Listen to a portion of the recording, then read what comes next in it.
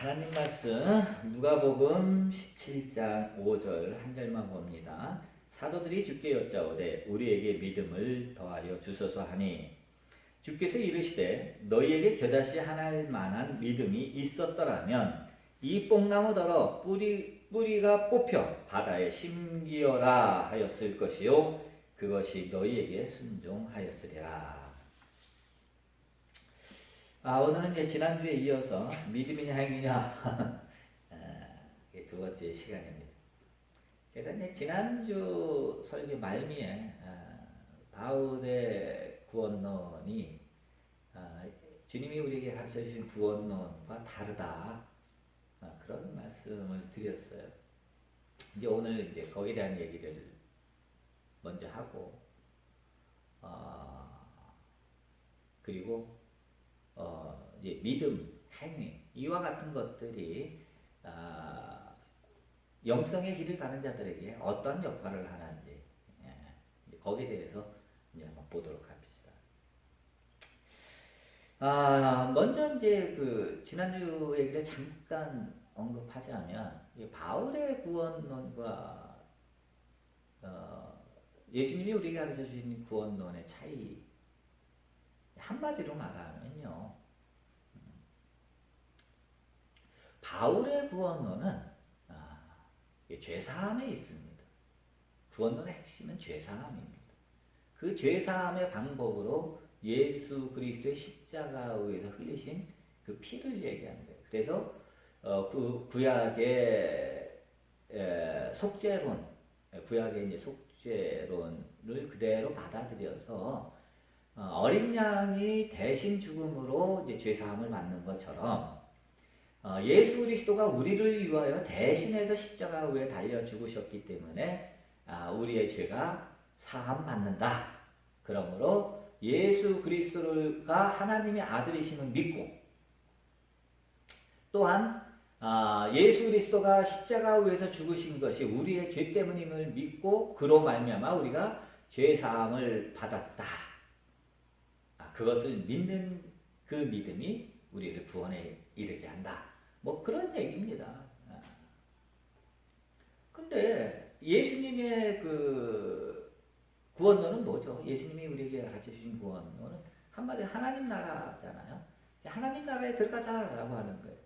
하나님 나라에 대해서는 제가 여러 번 말씀을 드려서 여기서 뭐 다시 거론하지 않겠고요. 지금 궁금하시면 제가 쓴 그 나는 아무것도 할 필요가 없다라고 하는 책이 있는데 그 책을 한번 사서 보십시오. 그러면 이제 그 책에 하나님 나라에 대한 얘기를 쭉 써놨습니다. 자, 그러면 바울의 구원은 이제 죄사함이라고 하는 것, 죄사함을 통해서 이제 구원받는다라고 하는 것이 바울의 구원론의 핵심이라고 그랬어요. 그럼 예수님의 구원론의 핵심은 뭐죠? 예수님의 구원론의 핵심은 죄 없음이에요. 죄 사함이 아니라 죄 없음. 즉, 죄 없음을 깨닫는 것. 이게 구원이죠. 하나님 나라는 죄 없음의 나라예요. 자, 이렇게 얘기하면 저게 뭐 말장난이냐 이렇게 생각하실지 모르겠지만 죄 사함은 그 기초, 그 맥락, 죄사함이라는 말이 나오게 되는 기본적인 맥락은 이원성입니다. 죄라는 것이 실제하고, 그리고 죄를 짓는 사람이 있고, 구원받으려면 어떻게 해야 돼? 죄 지은 사람이 구원받으려면 이 사람이 지은 죄가 사함을 받아야 돼. 이원성의 세계 속에서는 이렇게 이야기할 수밖에 없어요. 항상 대상이 존재하기 때문에. 그게 죄사함이다. 이러한 틀, 아주 훌륭한 아주 틀이죠. 이게 종교란 말이에요.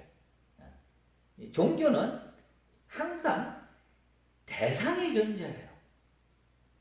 대상이 없는 종교는 이 세상에 없습니다. 그래서 모든 종교는 다 대상이 존재. 그 대상을 믿는 신도 그룹들이 존재하고. 또 그들이 바라보는 이 세상이 존재. 이게 종교란 말이에요. 그렇기 때문에 이 종교는 항상 이원성을 배경으로 해요. 그래서 전에 이제 말씀드리기를 바울은 영성의 천재가 아니라 종교의 천재다. 아주 훌륭한 종교를 만들었어요. 종교의 천재다. 제가 그렇게 말씀을 드리죠. 하지만 영성의 천재는 아니다. 이렇게 말한 적이 있는데 그러면 예수님은 뭐냐? 예수님의 죄 없음이라고 하는 건 뭐냐? 이건 맥락이 다른 겁니다. 바울의 죄사함은 이원성에 기초하고 있고 예수님의 죄 없음은 비이원성에 기초하고 있는 겁니다. 비이원성은 한 3주 전, 4주 전 계속 한 3주 정도 제가 시간 없음 거기를 얘기를 했어요. 그래서 하나 안에는 시공간이 존재하지 않는다. 그래서 죄 없음은 시공간이 없을 때만 가능한 얘기입니다. 시공간이 존재할 때는 필연적으로 우리는 죄사함으로 갈 수밖에 없어요. 하지만 시공간이 사라지게 되면 우리는 필연적으로 죄 없음으로 가게 됩니다. 예수님이 말씀하신 하나님 나라는 시공간 안에 존재하지 않습니다. 그렇기 때문에 예수님 말씀하신 하나님 나라는 시공간이 없는 영원의 나라란 말이에요. 영원의 나라이기 때문에 거기는 뭐 죄를 짓는 사람도 없고 죄 짓는 행위도 없고 죄 짓는 뭐 이벤트도 없고 사건도 없어. 시간이 존재하지 않는데 공간이 없는데 죄 짓는 사람이 따로 없고 당하는 사람도 없고 가해자도 없고 피해자도 없는 거예요. 시공간이 존재하지 않는데 오직 하나만이 존재하는데 어떻게 피해자와 가해자가 있을 수가 있겠어요? 그런 것 자체가 없는 거예요. 그래서 죄 없음이라고 하는 말은 하나님 나라에 너희가 들어간다 할 때 죄 없음 상태인데 죄 없음이라고 하는 것은 뭐 이렇게 또 속죄의 원리 뭐 이런 건 없고 죄 없으면 내가 처음부터 죄가 없었고 지금도 죄가 없고 영원히 죄가 없는 거예요. 내가 죄 없음의 상태구나 라고 하는 것을 깨닫는 것. 이거죠. 한 걸음 더 나가서 얘기하자면 죄 없음이라고 깨닫는 내가 존재한 적이 없다라고 하는 거예요. 나는 처음부터 그것이었다. 처음부터 하나님이었다. 나는 처음부터 합일된 상태지 합일을 이루기 위해서 애쓰는 나라고 하는 건 애당초 존재한 적이 없다는 거예요. 이게 죄 없음이라는 거예요. 그래서 바울의 구원론은 이원성에 기초하고 있지만 예수님이 우리에게 가르쳐준 구원론은 비이원성에 기초하고 있고 그리고 하나님의 은총으로만 되어진 나라이기 때문에 거기서는 순수 비이원성의 나라다. 예수님이 우리에게 가르쳐준 건 바로 이거다 라고 하는 것을 여러분들이 알아두시면 됩니다. 자, 그러면 이제 믿음과 행위에 대한 얘기로 돌아가 봅시다. 이제 3번으로 갑니다. 자, 하나밖에 없으면 거기는 믿는 자와 믿음의 대상이 존재할 수가 없죠. 그래서 2번 얘기 곧 건너뛰었네. 2번에서 제가 그런 질문을 했어요. 하나님은 믿음의 대상인가 아닌가? 예수 그리스도가 우리의 믿음의 대상인가 아닌가? 설교 시간에 이런 얘기하면 큰일 날 소리죠. 당연히 예수 그리스도는 우리의 믿음의 대상이에요. 당연히 하나님은 우리의 믿음의 대상이에요. 하나님 앞에 예배 드리려고 나온 거 아니에요. 근데 설교 시간에 하나님은 믿음의 대상인가 아닌가? 뭐 이런 질문을 어떻게 할 수 있죠? 라고 물을 수 있어요. 이것은 맥락에 따라 다릅니다. 하나님이 또한 예수 그리스도가 우리의 믿음의 대상이다 라고 말할 때는 그것은 이원성의 세계에서만 가능한 겁니다. 그건 종교의 세계에서만 가능한 겁니다. 세상의 모든 것이 둘러 보인다면 내가 인식하는 모든 것이 다른 그것으로 보인다면 여러분들은 여전히 이원성 속에 살아가는 겁니다. 그리고 이 동영상을 보거나 이 설교를 듣는 모든 분들은 다 이원성의 세계에 있는 분들이에요.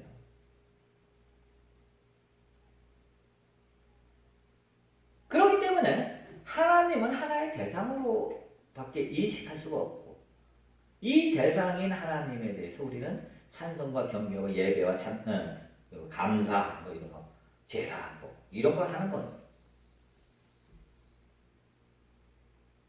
그런데 비이원성의 세계에서는 하나밖에 없는데 하나님이 따로 있고 내가 따로 있지 않잖아. 나와 하나님이 하나 된 상태잖아. 대상인 하나님이 존재할 수가 없죠. 그래서 버나델 로버츠라는 여자분이 쓴 책에 보면 어느 날 에고가 사라졌다는 거예요. 한 번 사라진 에고는 다시 돌아오지 않았다. 근데 며칠 후에 보니까 에고만 사라진 게 아니라 하나님도 사라졌더라는 거 아니야. 에고가만 사라진 게 아니라 자기가 수년원에 10년 동안 있었고 뭐 평생을 명상하고 사랑하고 경배하고 했던 그 하나님이 에고와 함께 사라졌다는 거예요.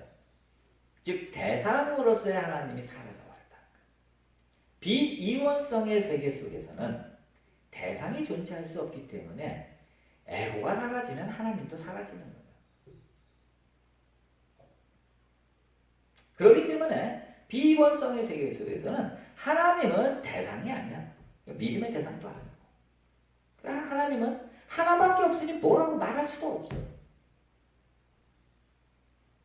나와 하나님이 완벽한 하나이기 때문에 그 안에서 나라고 하는 것이 있을 수도 없고 하나님이라고 하는 것도 있을 수가 없는 거예요. 그냥 그것이 있을 뿐이다. 자, 그러면 이제 여기까지 여러분들이 잘 따라왔으면 이제 다시 이제 믿음이냐 행위냐라고 하는 본연의 주제로 돌아가 봅시다.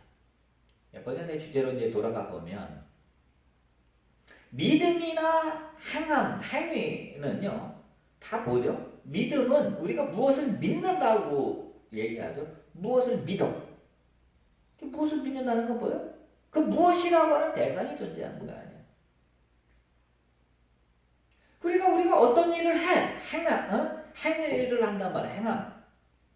어떤 일을 행할 때에는 행하는 내가 존재하고 사건이 존재하잖아. 내가 이 성경책을 들어서 이쪽으로 옮겼어. 이런 성경책을 옮기는 행위를 했어.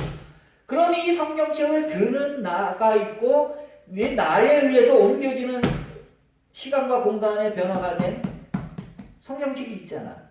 둘이지.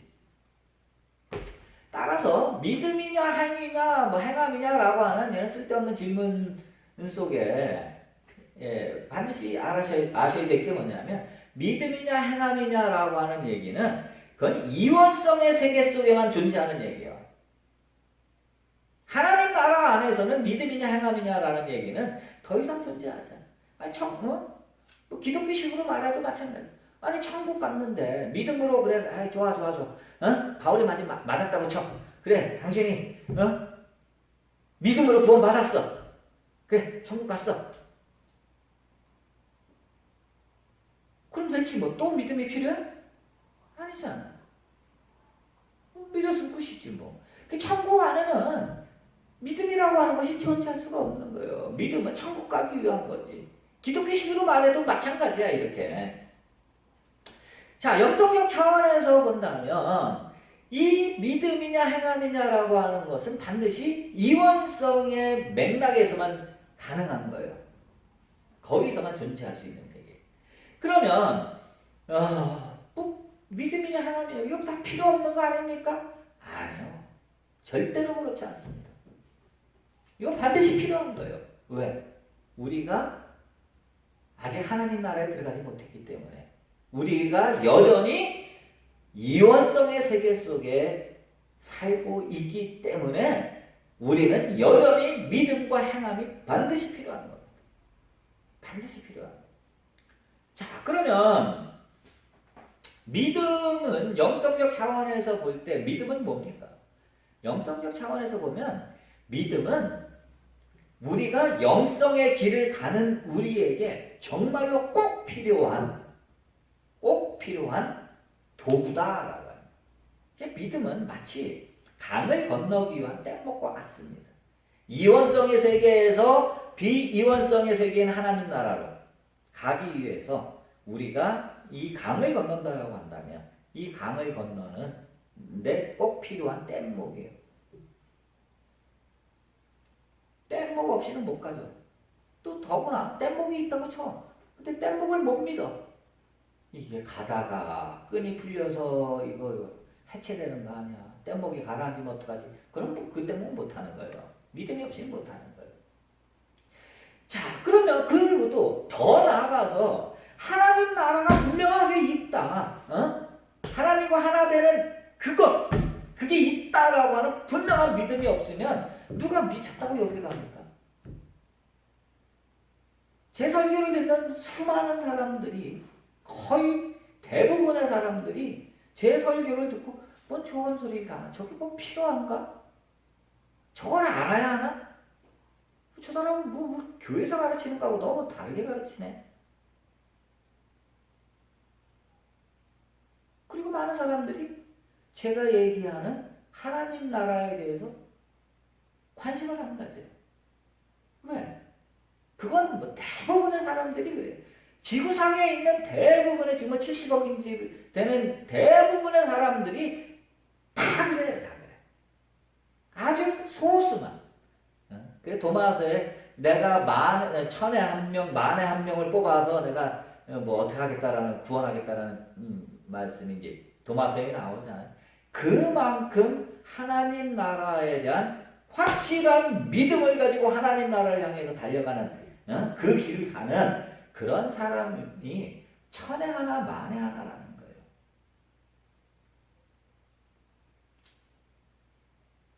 참 대단한 거예요. 그러므로 여러분들이 왜 자꾸 하나님 나라 그 비이원성이 하나님과 내가 하나가 되는 죄사함이 아니라 죄 없음의 그 나라에 들어가는 시도를 왜 안 하느냐? 믿음이 없잖아. 그냥 교회에서 가르쳐주는 것만으로도 충분할 것 같은데 그게 아니라 이거라고 하니까 더더욱 믿음이 안 가잖아. 믿음이 없으니까 못 가는 거예요. 믿음이 없으니까.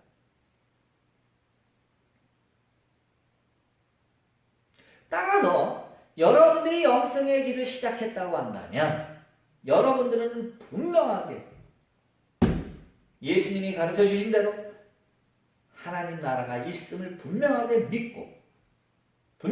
믿고 그 나라를 향해서 가는 겁니다. 어떻게 가? 회개와 용서를 통해서 가는 거예요. 뭘 타고? 믿음이라는 뗏목을 타고 가는 겁니다. 이게 믿음의 역할입니다. 믿음 없이는 하나님 나라에 대한 믿음이 없는데 하나님 나라를 갈 사람이 어디 있겠어. 그냥 여기서 살기도 바쁜데 하나님 나라에 대한 믿음은 이건 절대적인 겁니다. 믿음을 갖고 여러분 하나님 나라로 향해 가시는 여러분 되기 바랍니다. 자, 그 다음에 이번엔 행함에 대한 얘기를 해봅시다. 행함은 이제 행함 얘기를 하려면 보통 영성 동서고금의 어떤 영성에 관련된 책을 종합해 보면 영성의 길을 크게 두 가지로 나눕니다. 둘로 나눕니다. 첫째는 머리의 길, 둘째는 가슴의 길. 이 둘로 나눕니다. 자, 머리의 길은 이제 그 선불교가 특히 이 머리의 길 이거를 강조를 많이 하죠. 진리를 단박에 깨우치는 그럼으로써 진리의 세계, 즉 비이원성의 세계로 그냥 쑥 들어가 버리는 거. 이게 머리의 길입니다.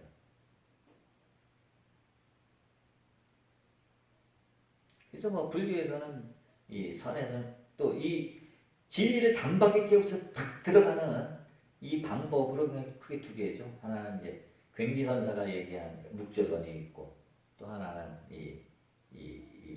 그 화두선이라고 말하는 간화선이 있죠. 뭐 이런 두 가지 방법을 얘기합니다. 뭐 근데 저는 뭐 거기에 대해서 얘기할 생각은 없고요.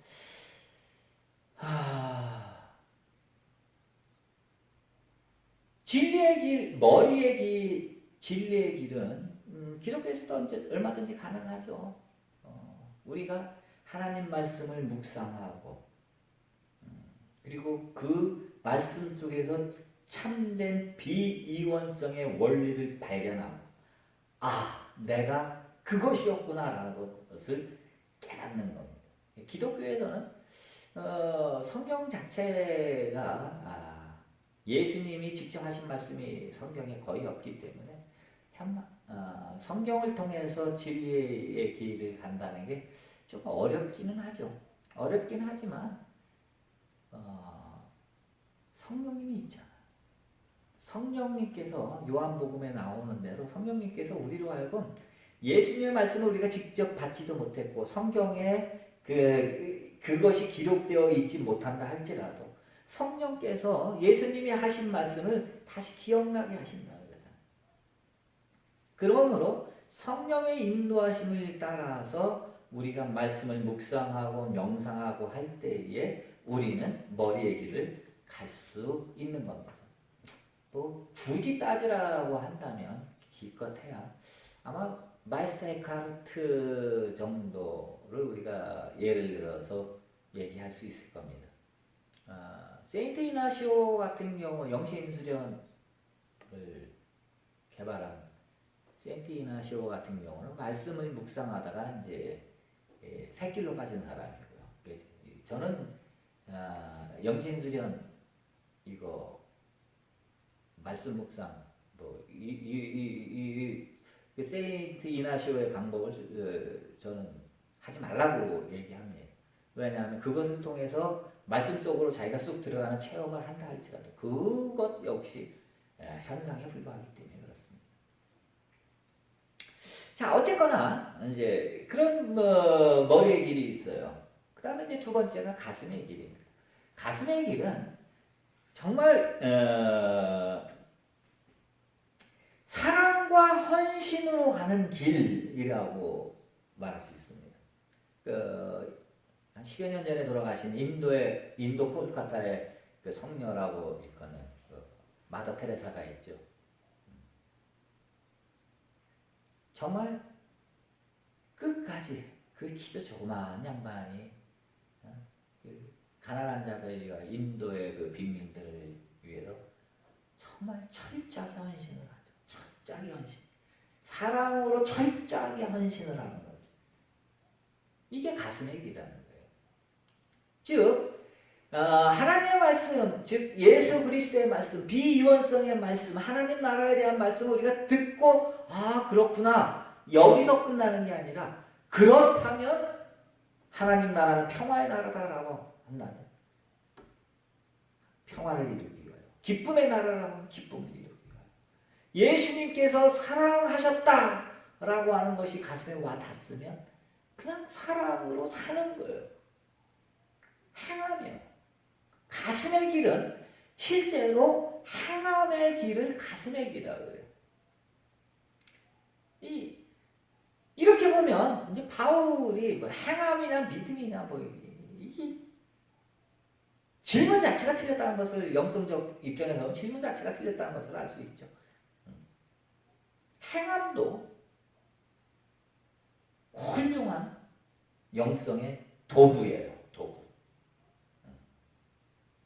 이 행함은 믿음이 바탕이 되지 않고서는 절대로 있을 수가 없어요. 그리스도에 대한 믿음이 없이는 그리스도의 사랑을 이 세상에서 행함으로 실천한다는 것이 가능하겠냐고요. 절대로 불가능한 거예요. 그게 야고보서 말이 맞는 거예요. 믿음을 행하는 거고 행함으로 믿음이 증명되어지는 거예요. 그건 뭐 우리의 시각이 그렇다는 거고. 어쨌든 간에 이러한 것을 하는 게 가슴의 길이에요. 행함은 정말 아주 좋은 진리에 이르는 좋은 도구예요. 그럼 이 행함을 통해서 우리가 어떤 유익함을 얻느냐? 그건 다른 게 아니에요. 여러분, 누구의 명령을 이제 예를 들면 군인이라고 칩시다. 그러면 상관이 야 돌격 앞으로 라고 전쟁터에서 했다고 합시다. 그런 명령이 떨어지면 돌격을 앞으로 가야 되잖아. 전쟁 영화 보시면 알잖아. 뭐죠? 총알이 빗발치는데 뛰어나간다는 내 희생을 감수하지 않고서는 실제로 내가 부상을 당하거나 하는 목숨을 잃는 내 희생을 전제로 하지 않고서는 순종은 있을 수 없어요.